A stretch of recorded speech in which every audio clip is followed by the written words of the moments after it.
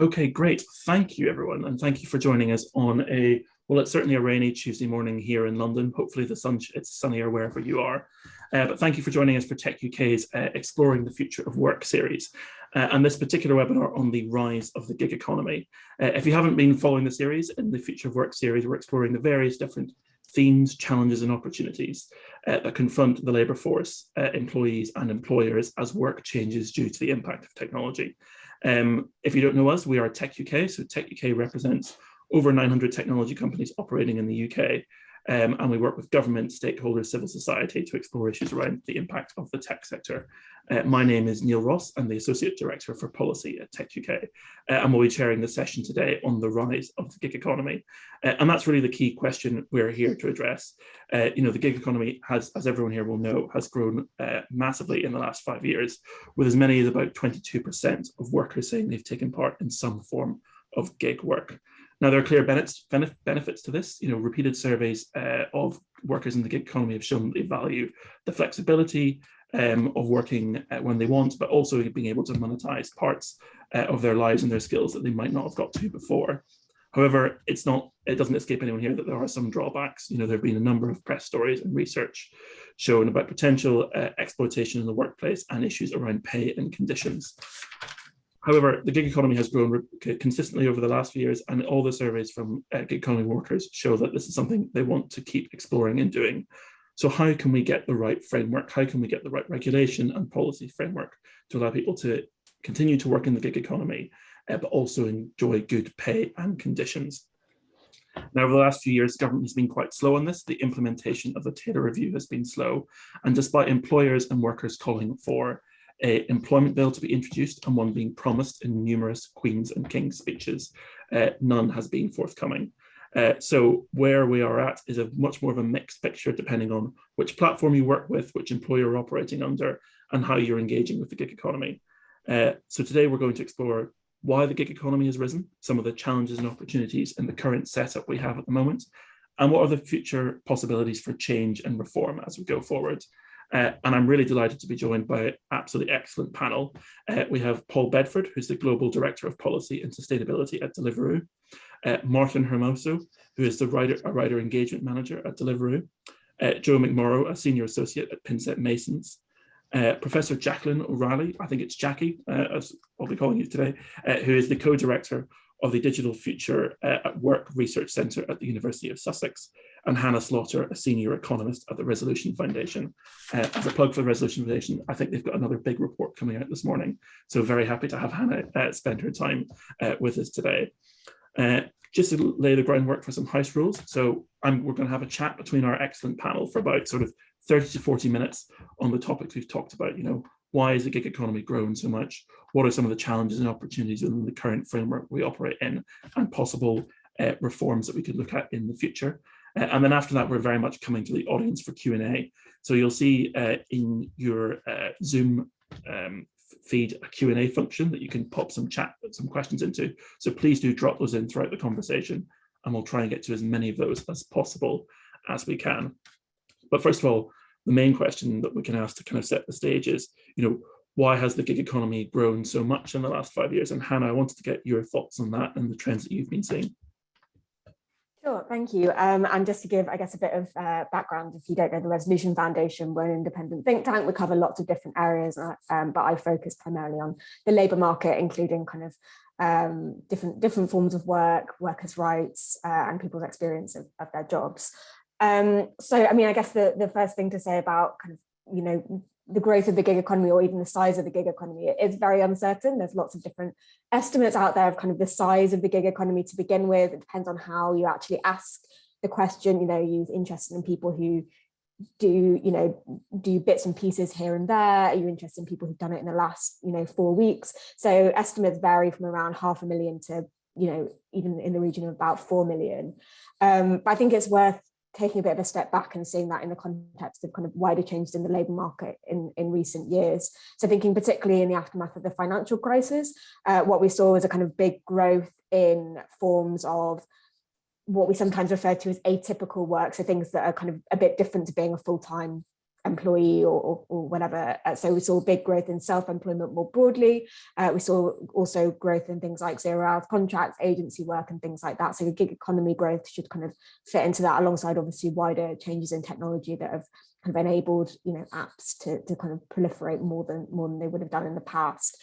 But I do think it's worth considering, you know, when we think about the gig economy, how that sits in the kind of wider context of self-employment. And actually lots of the growth in self-employment has been in kind of higher paying sectors, or in things like, you know, things that we might more traditionally think of as being kind of typical homes for self-employment, but so things like construction sector, for example. So you know, when we're thinking about kind of the gig economy, a lot of the time we think about things, you know, apps like delivery, for example. I know we've got people from delivery here today, but it's kind of for lots of people, their experiences of the gig economy are more varied than that.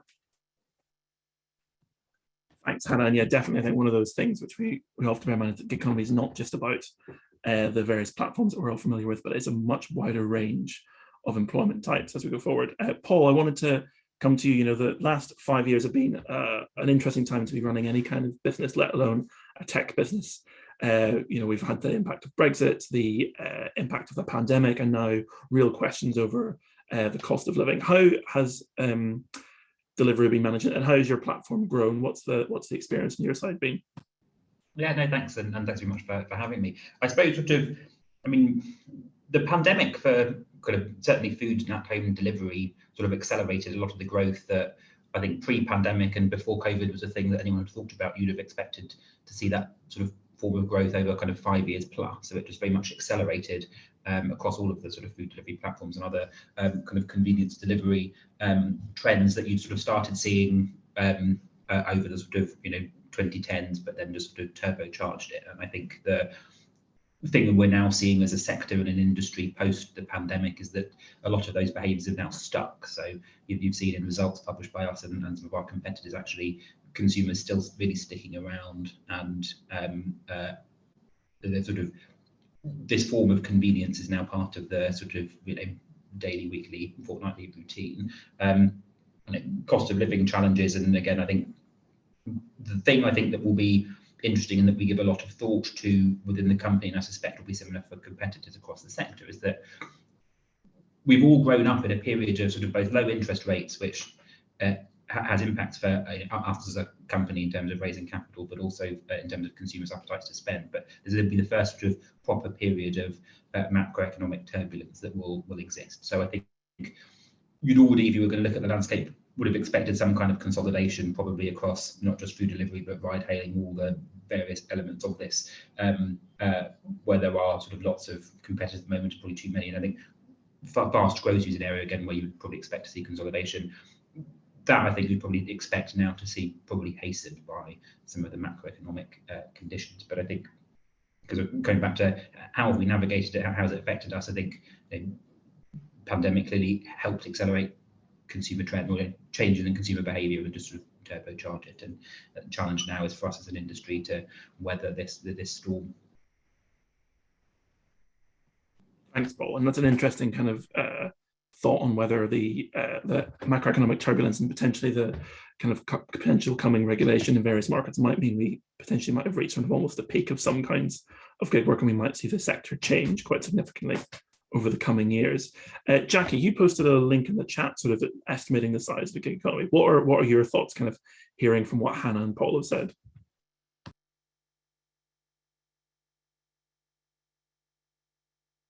Oh, Jackie, I think you're on mute. Oh dear, you think you'd know by now, hey?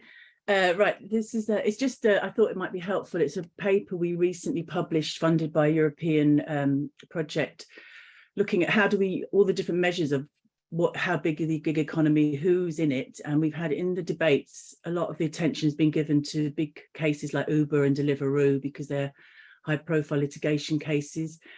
And that might help identify some of the different trends of ways of measuring it and the diversity you mentioned.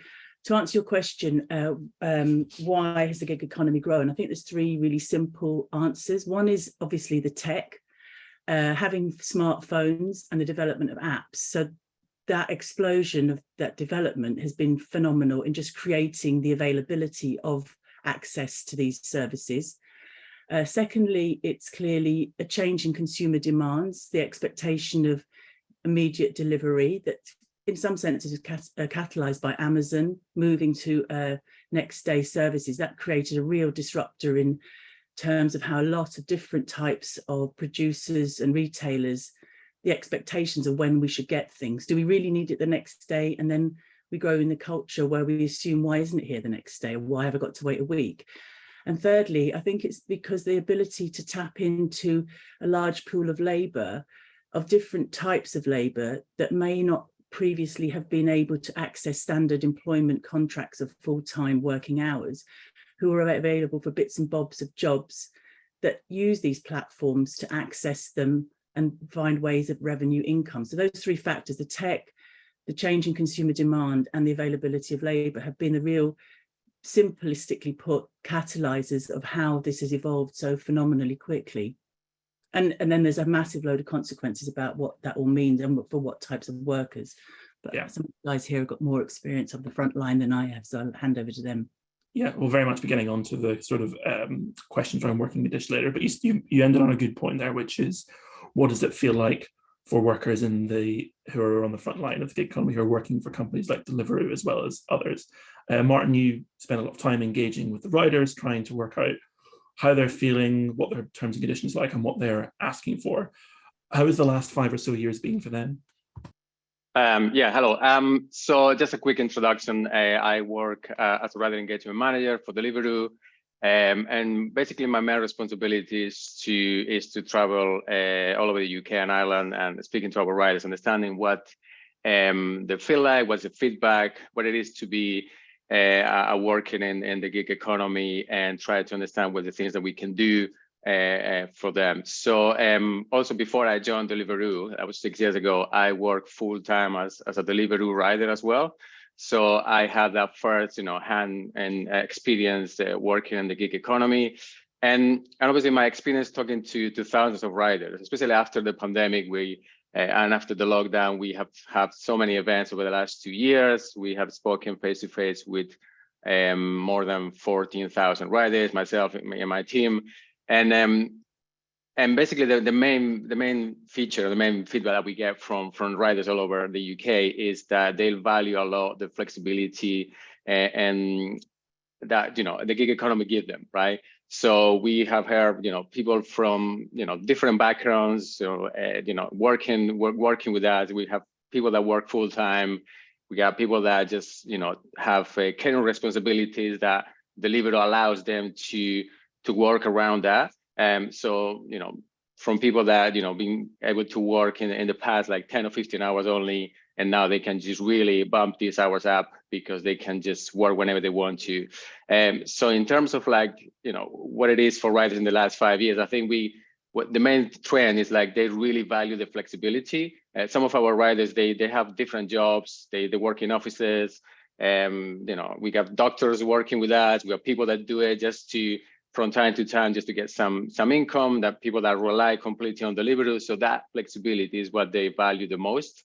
And so yeah, that would be the thing that they really care about. And it's something that we always hear from riders.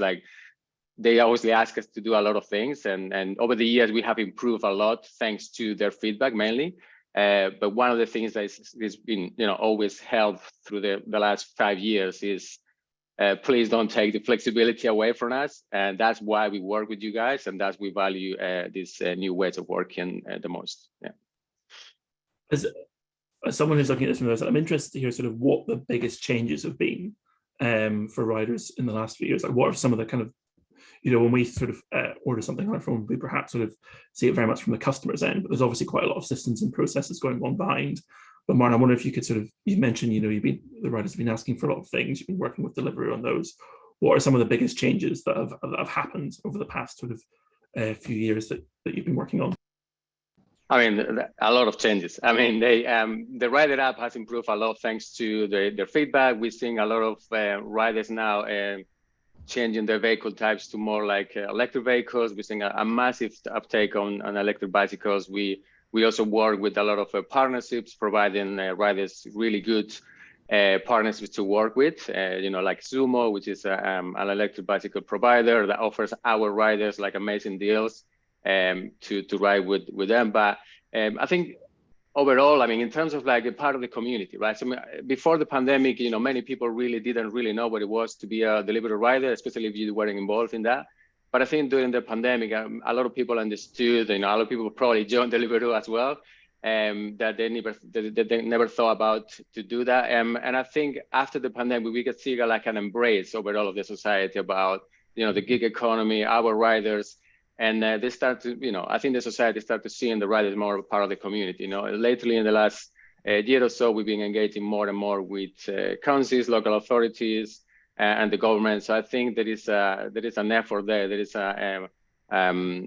to embrace these new ways of working, and especially obviously talking about Deliveroo, but we're seeing like a lot of recognition from the whole community, and I think that's the biggest change that we have seen in the last few years. And now people really see these new ways of working that it's not going anywhere. It's going to stay here, and just it's a way to find out how it will work for everybody. And Neil, to jump in as well, and sort of with my kind of policy hat on, I think we've done certain things over the past sort of 12, 24 months. And then sort of preempting some of the discussion we'll get onto in terms of sort of standards and kind of how people work and that kind of issue. But we introduced almost a year ago now insurance-backed sick pay and maternity payments for riders. So again, that was very much based on the feedback that we'd got from riders about wanting more security, and the position that we've always taken as a company. We viewed ourselves at the progressive end of this. Riders want the flexibility that self-employment brings. That should be protected, but why can't they have additional rights and benefits on top of that? So we introduced insurance-backed sick pay and maternity payments for people who have, or for riders that are either ill or have children, which was quite a big step we took in the UK and other markets. And again, in the UK, earlier this year, we entered a collective bargaining agreement with the GMB. So this was again very much done, unlike competitors, and I won't name them particularly if they're on the call, but unlike other bits of the gig economy where you've seen union agreements reached after adverse court judgments, and it was sort of some of their gig workers had been reclassified as Limb B workers. The opposite for Deliveroo, we've had 4 court judgments confirming the self-employed status. But for us, thinking about the best rider proposition possible and talking to the GMB and understanding actually, again, they're very much here for promoting riders' interests. It was very much a partnership that would work in the best interest. So again, I think that's sort of a new trend that you're seeing, and in other countries you're starting to see similar movements as the sort of solution for this is, protect the flexibility for self-employment, but actually how are you going to start layering on top of that the minimum standards and then some form of social dialogue and engagement with unions that we do in the UK, and there's a kind of legislative process in France. Well, you managed to kind of completely preempt my next question, which was very much a kind of turning. I was going to turn to Joe on this one, but after Martin was talking about how things have changed for riders, one thing I think it's very clear to all of us, and you just explained a lot of it there, Paul, is the landscape for rights and responsibilities in this place is very fractured in the UK, depending on what platform you operate on, whether you've been taken to court, whether you have a deal with your riders. You can be subject to very different terms and conditions. So Joe, I wanted to just kind of turn to you as a lawyer in this space to get a sense from you, how fractured is the landscape? What is it like kind of operating as a lawyer and a policy expert in this space? Thanks, Neil. So yes, I'm an employment lawyer with Pinsent Masons. For those who don't know Pinsent, we're a multinational law firm. We've got 26 offices around the globe.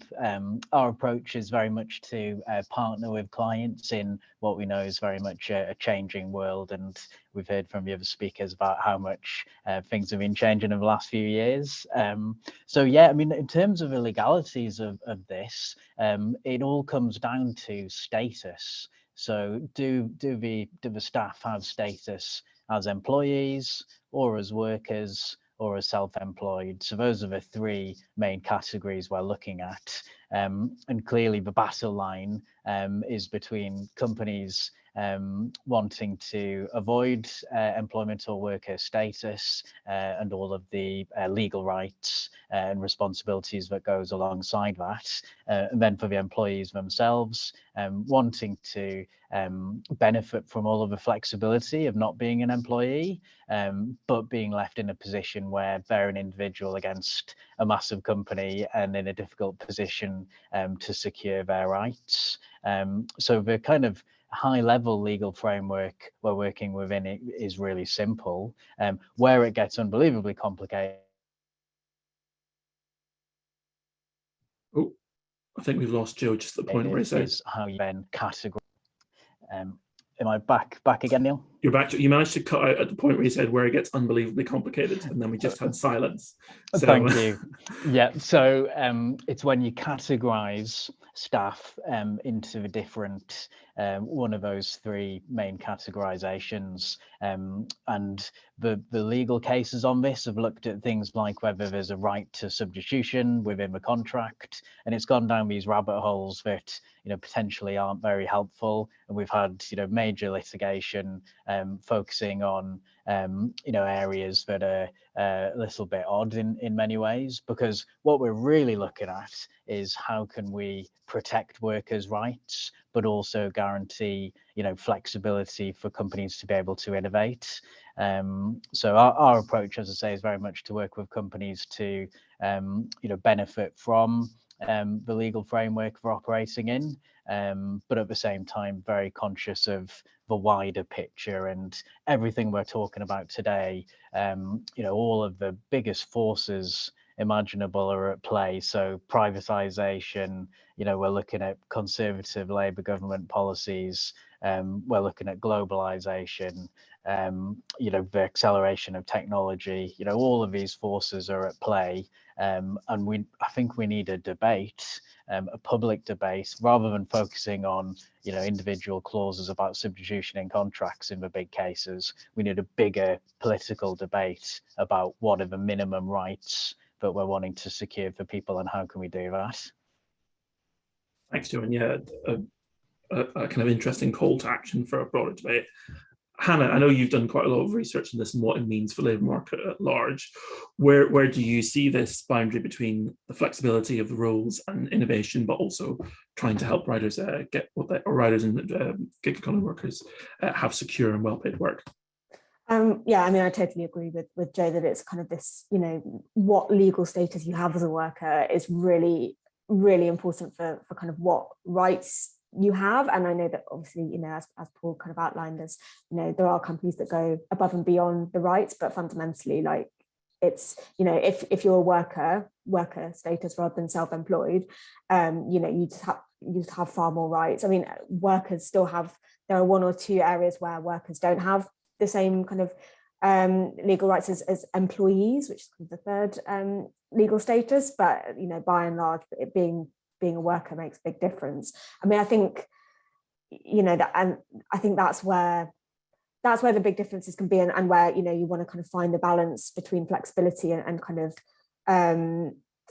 having those protections there. But I think it's also worth saying that's not kind of the battle won. We do a lot of work here at the foundation on kind of enforcement of labour market rights as well. And we've there are far too many cases, not suggesting anyone on this call works at a company that would do this, but there are companies that kind of don't give the workers the rights that they have by law. So there's a role in terms of thinking of policy. There's a role for enforcement there, as well as just kind of things that are it's not necessarily about the kind of legal bare minimum. It's also about kind of making the working conditions as good as they can possibly be for workers. So that might be around things like giving workers more control over the hours they work. I mean, that's obviously a big benefit of lots of work in the gig economy, being able to choose your hours, but making sure people have security over their work and things like that. I'll be quiet now because I can see that Joe and Paul both have their hands up and want to come in on this. Yes, Paul, Joe, and I've put their hands up, and Jackie's posted something in the chat. So I'm going to do a quick kind of round of the three. I'm going to go to Joe first, just because he had his hand up first. I think he's wanting to come back on something you said there, Hannah. Yeah, fastest hand first there. So yeah, I didn't make the point that obviously as an employee, you have the most protection, the highest number of rights. As a worker, you still have very significant rights, but it's slightly watered down. But it kind of falls off a cliff for the self-employed. They have very few, practically no rights. And so the difference between being an employee and a worker and being self-employed is massive. And that's where this becomes a really controversial issue.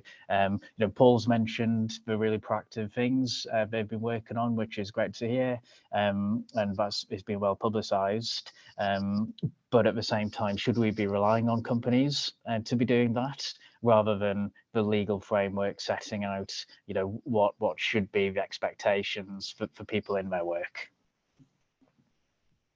To play a bit of devil's advocate there, Joe and Hannah and others, please free to come in this. Isn't this something that, and I've heard this argument be made by a few people in government before, is that having that level of flexibility between employers is useful for the meantime, because it helps us get to a point where we're going to better understand the trends before we effectively legislate. I don't know whether that's something you would sort of say holds any water, or do you think we need to kind of move forward the conversation you were talking about earlier faster? I mean, I think I would say, well, firstly, that gig economy has been around for in various forms for quite a long time now. I don't think we're kind of in that early stages anymore. But also, I think what we're doing now really sets a precedent for what's going to happen in the future. Kind of, if business models get created that are operating in a certain way, and then the government chooses to legislate and kind of improve workers' rights later on, I think that is in some ways more difficult. I mean, can't speak to the business perspective, but that's how I would see it. Paul, you raised your hand earlier. What are your thoughts on the conversation? Just to come in, I think we should avoid getting too hung up on status necessarily as the debate, because I think to many extents it's moved on, and there've been quite a lot of court judgments into different companies that have sort of helped clarify. I think we kind of should start from what's in the best interest of the people engaged in this form of work. That should always be the point from which policy making and policymakers should start. And I think we need to also acknowledge that within the gig economy, there's a huge variety of different companies and actors. And for companies like Deliveroo, where there is two-way flexibility, our riders have no obligation to work, to log on, to accept any order, and there's no detriment to them if they were to reject every order. That is, and has been found by courts to be self-employment. There are other companies who use self-employment as a vehicle for whatever reason they want, but don't give that flexibility, and that is against the current rules. So they should be. There's an enforcement question. That shouldn't happen. That's not right. But I think getting kind of hung up on status sometimes slightly kind of avoids getting onto that question of, okay, well, if you've got genuine self-employed people, for us the issue has always been adding more security benefits, etc. on top of that adds legal risk to us, because the current legal framework is such that it might encourage judges to think, if we're giving things like sick pay or maternity payments, it might encourage them to think that they're employees, which is not the case, and why we've sort of had to do our particular schemes through insurance providers to kind of de-risk that legally. So I think, again, the debate needs to be, for genuine self-employed, how are you then focusing on achieving a degree of minimum standards, and again reflecting the flexibility people want. And for us not to, again, it can be quite easy in the debate sometimes just to assume that gig economy is sort of a byword for precarious work, which isn't the case. And there's a lot of research that demonstrates that people know, and the Social Market Foundation did a survey of riders that was sort of independent of us, which sort of again clarified they know they're making active economic choices and understand the trade-offs and choose this work for a variety of different reasons, some of which is to do with the fact they get paid more money than they would do in a minimum wage job. For others, that flexibility is key. So we shouldn't sort of fall into the slightly simplistic, gig work must be bad, because when I grew up, I thought a 9-to-5 job with an employer was what adulthood looked like. So therefore, anyone not choosing that must sort of be being exploited. That, again, I think is far too reductive and not right. And again, moves the debate away from actually what's in the interests of the people who are choosing to do this form of work and want to and will want more on top of that. I was going to ask Martin a question following on from that, which is, we've just had a big discussion about legal advice using insurance schemes rather than relying on status, the policy debate going forward. But what do the riders want out of this? What's the clear message you're hearing from them as we sort of think about this kind of slightly changing landscape? Yeah, no, obviously I fully agree with Paul, but I think one of the things that we're seeing that we failed to, we talk about, the main actors in the gig economy, different companies, obviously different frameworks, but I think we failed to talk to actually the people that are working with these companies, and I think that's something that we should embrace, and we should just see what they feel like, and for us at Deliveroo, I mean, we hear like all the time. I mean, riders want our business model. They really like what we do. They really like working with us for that specific reason. We hear it over and over again. If we, for whatever reason, we change our business model, we will lose many of our riders. They won't be able to work with us. And to be honest, in my 6 years working with Deliveroo, I never heard a rider saying like, I want to be an employee. I don't want to be a self-employed. It's the other way around, So riders want that flexibility, and that's basically the top priority that they have among any others. So from the rider point of view, and obviously I'm a rider myself, and I won't be able to work for Deliveroo and with Deliveroo at the same time. So we have a lot of riders that there are employees as well in different jobs. They are part-time jobs, they have full-time jobs as well, and ride with us. Their students have different other responsibilities and jobs. So if we take that flexibility away from them, they won't be able to work with us. And the ripple effect that a company like Deliveroo has throughout the whole economy, it's massive. It's not just the 100,000 riders that we have in the UK, but we support also our partner business, the restaurants, and the ripple effect that we have, and it multiplies across the economy. So if we take that flexibility from them, then we will lose that a lot, to be honest. No, that's really helpful. I think, good to kind of strip it back to the principles of what the workforce is asking for when we're sort of considering these questions we go forward. Jackie, you posted in the chat something that you've been looking at in relation to the GMB and Hermes and how other organizations are handling this question. What have you been finding from your research? Well, one of the projects we started right at the beginning of when the centre was set up in 2020 was kind of instigated by one of my colleagues at Eversheds, Mark Merrion. And it was to look at the deal that GMB did with Hermes delivery drivers. So we did some research, because this was a kind of historic deal at the time about self-employment plus and trying to improve the conditions of their delivery drivers. And so we did a lot of empirical research with them to understand, why do they do that deal? What does the deal mean? And how did it go down? And does it work? And I think the first point, really, I think one of the big issues in this area is really epitomised by that film from Ken Loach, Sorry, I Missed You, which really shows a very negative image of how delivery drivers experience work, and not just delivery drivers, care workers that are on call, like the wife of Rick. So one of the challenges a lot of these gig platform companies face is they don't want to be the Uberization of work. They don't want to be the McDonaldization of work, seen as really negative employment conditions, because they have reputational damage. So what we found in some cases is that some companies are being more proactive in trying to address these, in some ways that way that Deliveroo are trying here, or that Hermes did, because one, they don't want to go to court. That is really bad HR practice, and it's very, very expensive. And if you don't believe it, just have a look at what happened around equal pay, when organisations didn't manage to pay men and women equivalently. It costs a lot of money if you get it wrong. And I think a lot of gig firms realise that this could happen to them unless they take some kind of preventative action. There's one, reputational damage matters for companies. Secondly, what we found in the research is that during the pandemic, which is when we were doing the research, we had a kind of a form of emergency corporatism to manage the volume of demand for online deliveries, required new management techniques in the depots.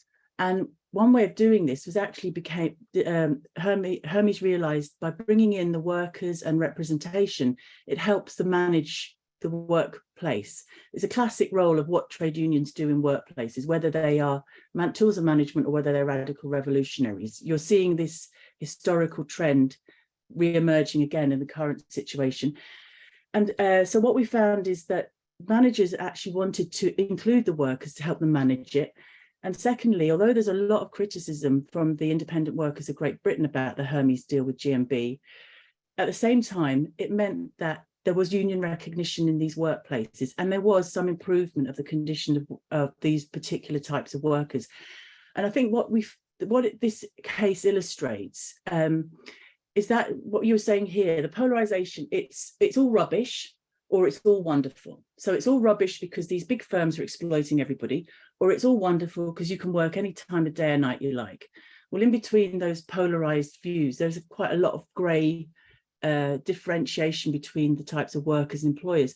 And what you're seeing in the lack of regulatory evolution of how to manage this sector, some firms are taking initiative because it's in their own interests. And so it's watching that space and how it's evolving, I think, is actually really fascinating. And the reason I put the articles in there, it kind of gives some people may want it the tech detail on all the things you've mentioned, like the legal rules, etc. But that's our job, isn't it? We meant to provide as academics accessible knowledge. So there you go, job done. Thank you very much, Jackie. I think so. What we've sort of done so far, we've explored some of the macroeconomic situations that have contributed to the rise of the gig economy, explored the simplistic but very complicated legal status that there is and how different firms are handling that. We've got a good few questions from the audience in the chat, but I just had two final things I wanted to ask our panel before going there. And that was really to kind of lift our eyes, not just from the UK, but also from the here and now. The UK is not alone in dealing with these questions of how to manage the rise of the gig economy. So I was wondering from our panel if anyone had seen any good examples from other countries around the world where there's legal frameworks or examples that we could look to adopt. Jackie, you'd mentioned one before we started the call. Shameless self-publication, isn't it awful? But there you go. We had a bit of this discussion when some of us were at the Labour Party conference in Liverpool, an event organised by Progressive Britain, because what I find at a lot of these meetings is people sit around and say, well, who else is doing it better, or where can we learn from? And what surprises me in the UK is people sit there scratching their head thinking, oh, is it Singapore on Thames? Singapore have a good training system, shall we be like them? And I kind of think, oh my God. And recently I was in Berlin at another meeting there. And in Berlin, they're referring to Canada. And in a book, I've put a link here in the chat to the book you can access for free as a PDF copy. There are many countries we can learn from in Europe, like the Scandinavian countries are at the forefront of this digital transformation. But one of the countries I think is really relevant for the UK and that the Germans cite as where to learn from is Canada. Now, what's interesting about Canada is that they understand this digital transformation, not just as what's happening to gig workers, but what types of policies do governments have to introduce to expand the innovative capacity of the whole digital transformation across many different types of sectors. And there's a very nice chapter in that book that outlines some of the characteristics. Now, they include, very briefly, leadership, i.e., do they get it, that it's actually important what's happening? Secondly, how do you invest in education right across the board from early years to universities? How do you invest in big neural networks and interdisciplinary transformative innovation systems? How do you support startups? And there's a lot of really good examples in that very nice, concise, easy to read chapter. Now, the other hand, it's not all a silver lining. So one of the controversies in Canada and around Toronto and Ontario was, on one hand, you had a great support for startups in the Corktown area. But on the other hand, they invited Google to come into the Quayside neighborhood and set up sensors. Now, one of the big issues that startups had is who had access to this kind of data about footfall characteristics. Google said that it's ours because there are our gadgets and it's our data. Local startups said, no, we should have access to that data because it tells us lots about patterns of consumer behavior. So there's a big controversy around that. So there's lots of good examples to get out of Canada. I think they're just really massively underestimated. And that hopefully gives you a little taste of it can be different. And here are some examples of where it's different elsewhere. Look towards Canada, maybe not in the same way we did during Brexit, but definitely one to look towards in this sense. Paul, you've got your hand up there. I know Deliveroo operates across a number of European markets with very different roles. So maybe give us your experience of what it's been like. Yeah, no, I think there definitely are important lessons I think we can learn from overseas. I think if you start with kind of what to avoid, and I'll end on what I think we should try and emulate. I think there are two kind of instructive examples of where regulators have reclassified riders as employees. One is Geneva, where I think back in 2020, Uber Eats riders were made to be employees, and they've sort of published the outcome of that, which has seen 70% fewer riders working, so reduced working opportunities, and kind of customer orders down 40%, which then has a knock-on consequence for the restaurant trade. And then last year, the Spanish government reclassified platform workers as employees. And then again, the results there, you've seen 8,000 fewer platform workers as a result at the moment, largely because platforms have stopped operating in smaller towns and cities. And kind of why did this stuff happen? Essentially, the kind of rigidity of a shift system imposed on the riders didn't work for a lot of them, because again, the flexibility and the ability to fit work around other priorities is what draws a lot of people into this part of the labour market and actually gets them to engage in the labour market in the first place. So with fewer riders around to do orders, consumers then had a much worse experience, which meant they started placing fewer orders. Restaurants then started seeing fewer orders come through, and it was sort of a slow spiral downwards, which then led to a deterioration of the local economy and fewer work opportunities for riders. So if that's sort of bad and we want to avoid, what sort of positive examples? I think looking to France and the Macron government have recognised the value of self-employment in the gig economy and have promoted it, but at the same time have said that we need to mandate sort of minimum standards of protection. So again, that's very positive. And alongside that minimum standard, they've also set out a process of social dialogue, which means that platforms have to negotiate annually with trade unions on the protections they offer self-employed workers. And again, I think looking at how that works and benefits riders, again, that's a positive, creative example of, I think, legislation to improve self-employment rather than end it.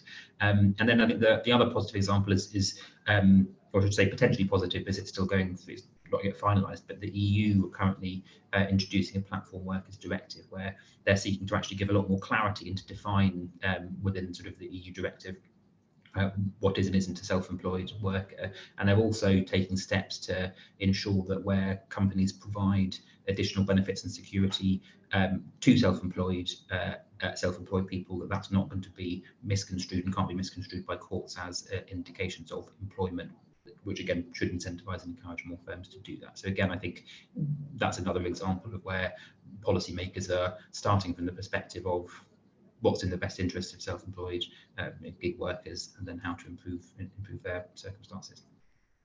Thanks, Paul. Joe, as a global law firm, we've heard some examples here of where to look, maybe where not to look for international examples. What are you seeing? What's your kind of take on the global landscape of how different countries are handling this issue? Yeah, the debate in Europe at the minute is one we need to all watch quite closely. The platform directive has been mentioned, and what the UK's response to that's going to be as well post-Brexit. And then, I mean, the other point that I was going to mention is that, from a legislative perspective, since the Taylor review, we've been talking about change. Nothing's come in yet. There's talk of, an employment bill coming through, potential to address some of these issues of status there. But I'd agree with the other speakers that, ultimately this isn't about looking at status. We need to look at more broadly, what do the companies want? What do the workers themselves want? What protections, are going to best suit, and to kind of build the framework from there, rather than trying to, debate it with one company's business model in mind. So yeah, I think it's going to be interesting to see which way the debate goes, and I think in the short term, looking at what Europe's doing is the most sensible thing. Thanks, Joe, and definitely a problem we see across lots of areas of tech policy. I appreciate tech doesn't fully represent the whole gig economy, but often having regulation built for one company's business model rather than thinking about the underlying trends.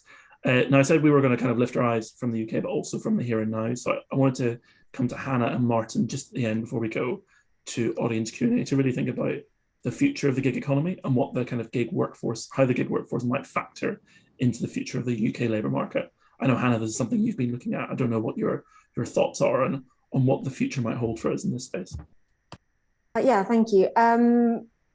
yeah, I mean, it's kind of clear that the gig economy is very much kind of here to stay, and I think it's worth. So I think that's obviously a good argument for getting it right, but also thinking about kind of the wider labour market. We're obviously in the middle of a big period of change, given the pandemic. We're kind of still, working through the aftermath of Brexit, and there's kind of big change to come in terms of kind of net zero, in how that's going to reshape the workforce, kind of working towards that goal, and also kind of wider technological change.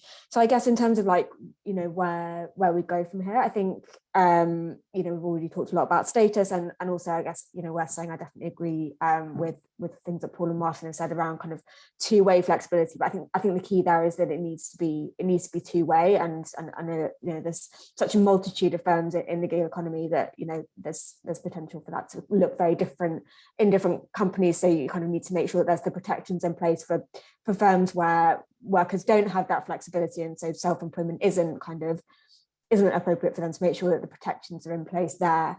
And I think as we kind of move out of the kind of pandemic phase of the labour market, or kind of into a new phase, or whatever it is we're doing, I think it's important to kind of address good work in the wider labour market as well, because I think lots of people's concerns about the gig economy is kind of it's often, if people are worried that that's like the only option, we know that there's people for whom that is a really good option for them, and I think a lot of people's concerns are what if people are almost forced, so to speak, into the gig economy by a lack of other options. So I think there's a kind of role for policy in making sure that there are good jobs out there, kind of well-paid jobs, jobs with good working conditions, and that will kind of mean that people are very much able to choose the form of work that is best for them, and also kind of hopefully kind of raises standards across the board. Thanks, Hannah. And Martin, just to come to you before we go to our audience, what are some of your aspirations for riders in the future, and what you want to see as the sector kind of continues to develop? Yeah, no, I agree with Hannah about that. I think the gig economy is here to stay, and I don't know how the future will look like, but a bright future will be for policymakers and decision makers to embrace this, and to start a proper engagement with the gig economy and companies that are involved in this space, and especially with the workers. So I think that's a first step, and I think we've seen it post-pandemic that we've seen that policymakers, especially local councils, local authorities, are embracing this, and are seeing riders as part of the community. So I think that is the future. I don't know how the future is going to be, but a bright future will be for policymakers to embrace this and to start a conversation with companies like Deliveroo. I think we've all given up on trying to predict the future, given the last 5 years. So I think that's a sensible thing to say, that we can't predict the future. All right, so we've had a good few questions in from the audience. We've explored the kind of macroeconomic factors shaping the gig economy, the variation within it, and also thought about international comparisons and what the future might hold. And during that conversation, we've had some really interesting questions from our members, from our audience, who've touched on a number of those themes.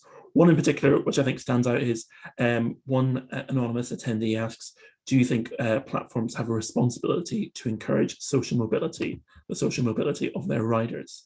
So it'd be interesting to hear from any of our panelists, either examples they've heard in real life of that, or a view on the topic as a whole. Paul, you've got your hands up first. I mean, I think short answer, yes. And I think we indeed other platforms, I'll talk about Deliveroo, but with my sustainability hat on, we sort of, as a sort of 9-year-old company, starting to set out our approach to sustainability. And a key part of that for us means diversity and inclusion, not just within the sort of Deliveroo workforce, but across all sides of our marketplaces, so the restaurant partners that we work with and the riders.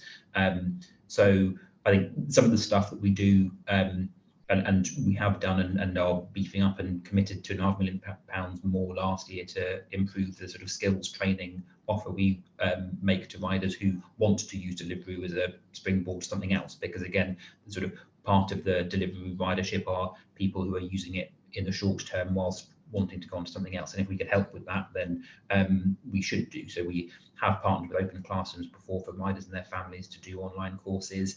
And the feedback we got from that was that's great, but could we do more to sort of help support potentially vocational training that's more expensive. So what we're going to be looking to do, and probably making announcements in the next couple of months, is set out, certainly in the UK, how we're improving that kind of training and skills offer for riders, again, who are wanting to use Deliveroo as a springboard.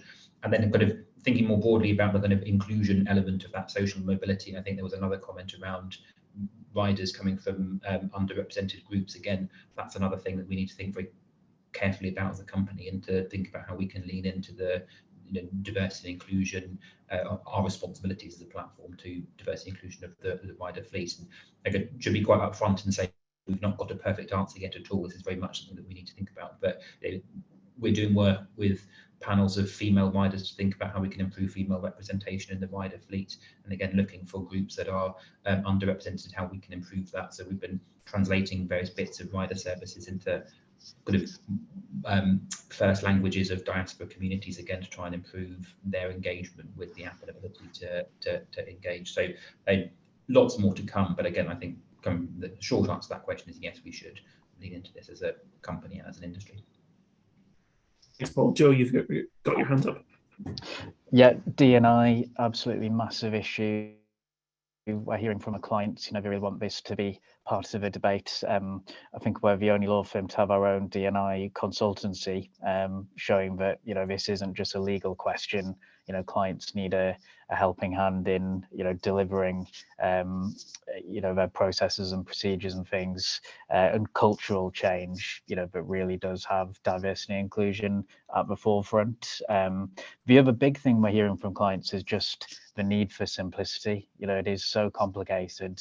The legal framework is a challenge to attribute the right label and the rights that go alongside it, and it's that simplicity that's hugely important. An example of that is that there's a whole different set of tests for tax. So when you're looking at status for tax purposes, there's a different set of rules again, and that's one reason that the staff themselves would want to be self-employed, because there's a tax advantage to that. But sometimes we need to look at the bigger picture as well. So the flexibility and the advantages and better tax position at the time, in the moment, hugely benefits staff. But what are they left with, in the longer term? We've got companies able to innovate and to really plug in gaps where there's demand. We need companies to be able to do that, but at the same time, over a longer period of time, things like pensions, what are people going to be left with in the longer term? And that's something that the government really need to focus on. Thanks, Joe. Any other comments from our panelists on the role that platforms might want to play in social mobility? Would it help if I just explain a couple of links? Go for it. Very briefly for you. There's some really nice links we had on a series we offer on Digit Debates. So one of them is from Vili Lendorvita from Oxford, who talks about this very question. What does labour market platforms, how do they affect social mobility? So he looks at the real diversity of the types of people working on some of these platforms internationally, and some of these people are earning a lot of money. One of the key messages that comes out of that, it doesn't actually matter where you've gone to do your education, it is what are your skill set. So is that web design, is it security management? There are a range, it's actually the skills that are being defined rather than the qualifications per se. I think there's some really interesting things there in terms of what this education is and what the incomes are. There's also, we did some really interesting work with Depop, because some young people are earning phenomenal amounts of money at the age of 14. Some of the kids I know were earning £1,000 a month selling secondhand clothes, which is astonishing. And we did some research on that, looking at what these retail platforms like Depop or Vinted are doing for that type of young people, and people also from lots of different ethnic backgrounds and diversity across globally. And we looked at that also in terms of what's happening in Africa around these platforms as well, which are growing massively. Now, some of these platforms are taking real initiatives to help with training, education, presentation. They get lots of soft social skills they're developing. Some of the needs were to get better information about taxes, how they pay these. Yeah, I put a whole load of links in there about what we know so far. Nimi gave a great talk about diversity and what can be done. There's also big issues around the gender pay gap that Abigail Pressel talked about. Why is there a gender pay gap? And Uber tried to understand that. The answer, according to them, was men drive faster. Yeah, well, that's not great to answer, but and there's other platforms to try and understand. And one of the things that Abby came out with is the gender pay gap on these platforms was because women's workflow was broken up much more than men's. Whereas men got in a stream and were running with it for several hours, while women were constantly being interrupted. Anyway, I think it's much more nuanced than the debate we've had in the past couple of years about this polarization.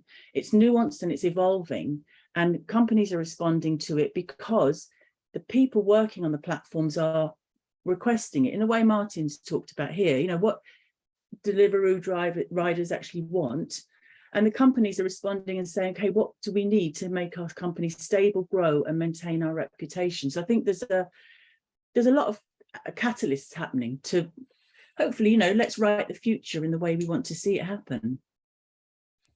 Thanks, Jackie. One last question that's coming from the audience, and it's been a trend recently in the UK, is the kind of increased role that trade unions have played in striking agreements with platforms and others. And someone in particular has kind of asked what the benefits have been from the agreement with the GMB. Now, Jackie, I know a few other platforms have reached that agreement, but so did Deliveroo earlier this year. Paul, I don't know whether you want to kind of set out a bit more about what that deal entailed and how you think it's beneficial both for Deliveroo and for the riders.